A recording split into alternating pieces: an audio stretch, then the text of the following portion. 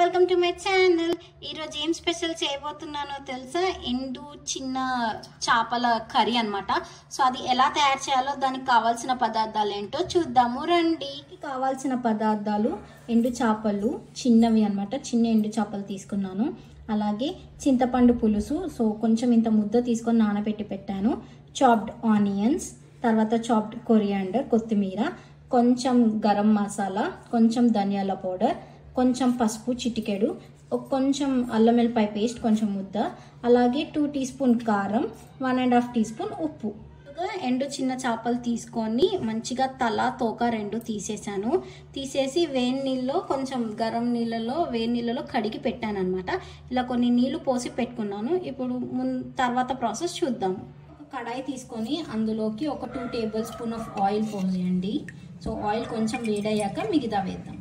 Oil కాలిపోయిందనమాట. First నేను పచ్చిమిర్చి వేస్తున్నాను. జస్ట్ ఒక 2 పచ్చిమిర్చిలు తీసి చుంచాను. అలాగే చాప్ చేసి పెట్టుకున్న ఆనియన్స్ వేసేస్తున్నాను. మీ ఇష్టం, ఈ ఆనియన్స్ ఎలాగైనా చాప్ చేయొచ్చు. నేను సన్నగా చాప్ చేసి వేస్తున్నాను. సో ఇది కొంచెం ఫ్రై అవ్వాలి. తర్వాత మిగతా చూద్దాం. ఆనియన్స్ కొంచెం ఫ్రై అవుతున్నాయి అనమాట. సో కొంచెం కరివేపాకు వేస్తున్నాను ఫ్లేవరింగ్ కోసం. అలాగే కొంచెం అల్లం వెల్లిపాయ ముద్ద. సో ఇది నాన్ వెజ్ కాబట్టి కొంచెం బాగానే పడుతుంది. సో నేను కొంచెం పెద్ద ముద్దనే వేసాను అల్లం వెల్లిపాయ. సో నాన్ వెజ్లో ఎప్పుడూ అల్లం వెల్లిపాయ పేస్ట్ వేయాలి, లేకపోతే నీసు వాసన వస్తుంది అనమాట.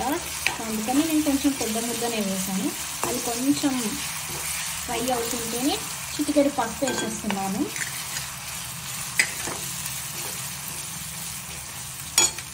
అలాగే ఇందాక తీసి పెట్టుకున్నాను కదా, కడిగి పెట్టుకున్నాను కదా ఎండు చేపలు, చిన్నవి, పెద్దవి కావు, చిన్నవి చేస్తున్నాను. సో అవి ఇందులో వేసేస్తున్నాను, ఎందుకంటే అవి ఫ్రై అవ్వాలి కొంచెం. సో అందుకని ఫస్ట్ వేసేస్తున్నాను.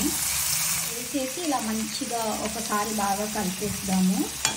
ఇది కొంచెం ఫ్రై అవ్వాలి.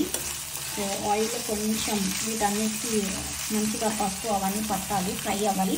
సో అప్పటి వరకు వెయిట్ చేద్దాం. ఎండు చేపలు కొంచెం ఫ్రై అయిపోయాయి బాగానే. సో ఇప్పుడు ఇందులోకి నేను ఉప్పు కారాలు వేసుకుంటున్నా. సో కారం 2 టీ స్పూన్ వేస్తున్నాను. సో కొంచెం చూసి వేయండి, పచ్చిమిర్చి కూడా వేసాను కదా. సో కొంచెం వేస్తున్నాను, 1.5 వేసాను. అలాగే ఉప్పు కూడా టేస్ట్కి తగినంతగా. నేను మళ్ళీ ఇంకోసారి ఉప్పు చూసి మళ్ళీ వేస్తాను. సో పులుసు కూడా వేస్తున్నాను కదా. సో అప్పుడు పులుసు ఉప్పు రెండు చూసి అప్పుడు ఇంకా కొంచెం వేస్తాను. సో చింతపండు నానబెట్టాను కదా. సో ఇలా మొత్తం పిసికి జ్యూస్ తీసేసుకున్నాము. సో ఆ జ్యూస్ ఈ కర్రీలోకి వేస్తున్నాను. సో ఇలా మొత్తం జ్యూస్ అంతా తీసేసుకొని చింతపండు రసం వేసుకుంటున్నాను. సో చింతపండు ముందే నానబెట్టి పెట్టాను బాగానే, ఒక 1/2 అవర్ పైన.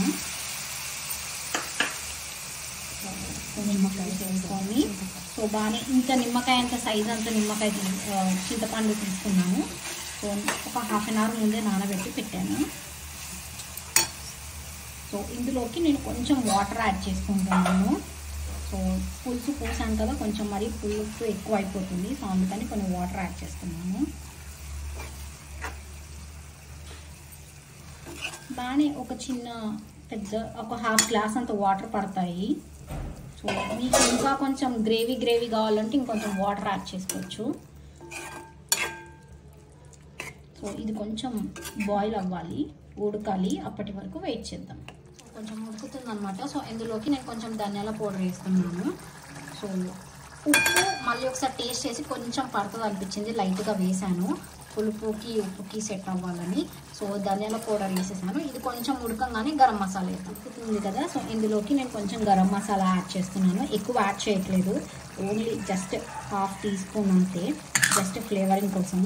సో ఇది ఇంకొంచెం ఒక 2 మినిట్స్లో ఆయిల్ పైకి వచ్చేస్తుంది. అప్పుడు సర్వింగ్ బౌల్లో తీసేస్తున్నాను. కర్రీ రెడీ అయిపోయిందనమాట. మీరు కూడా ఈ రెసిపీని ట్రై చేయండి. ఎలా ఉందో నాకు కమెంట్ సెక్షన్లో చెప్పండి. Thank you for watching and please do subscribe.